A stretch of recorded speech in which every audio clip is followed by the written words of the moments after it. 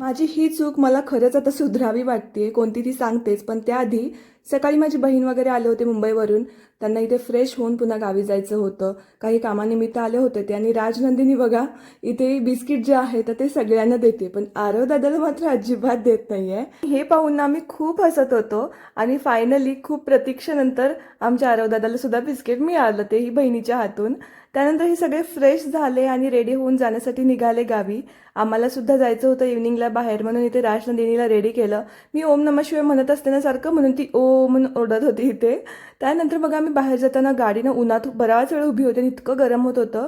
त्यात हिचे बाबा सुद्धा थोडी चिडले होते, कारण मी इस्त्रींच्या कपड्यांची बॅग घरीच ठेवून आले होते आणि पुन्हा आम्हाला ती घ्यायला जावं लागलं. आमची छोटी मोठी कामं आवरली आणि डीमार्टला गेलो. तर तिथे गेल्यावरती राजनंदिनीला दिसले बिस्किट्स.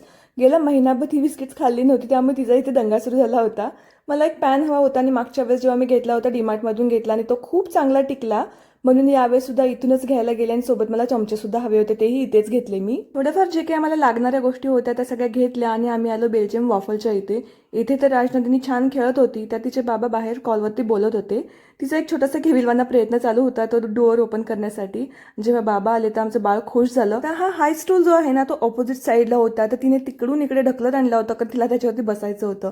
त्यानंतर आम्ही घरी आलो. घरी आल्यावरती मी माझं एडिटिंगचं काम करत होते. थोड्या वेळाने येऊन बघते तर हिने माझे लिपस्टिक्स घेऊन हा कारनामा केला होता. आता मी केलेली चूक कोणती, तर त्या ड्रेसिंग टेबलला मला लॉक करून घ्यायला होतं. बाकीचं काही प्रॉब्लेम नाही, ते खराब करेल वगैरे, पण ते चुकून खाल्लं तर त्याचा प्रॉब्लेम होऊ शकतो. मात्र ब्लॅकबोर्ड आणण्याची खरंच गरज आहे. त्यानंतर मॅच जिंकली म्हणून खूप आम्ही डान्स केला. भेटूयात नेक्स्ट व्हिडिओ.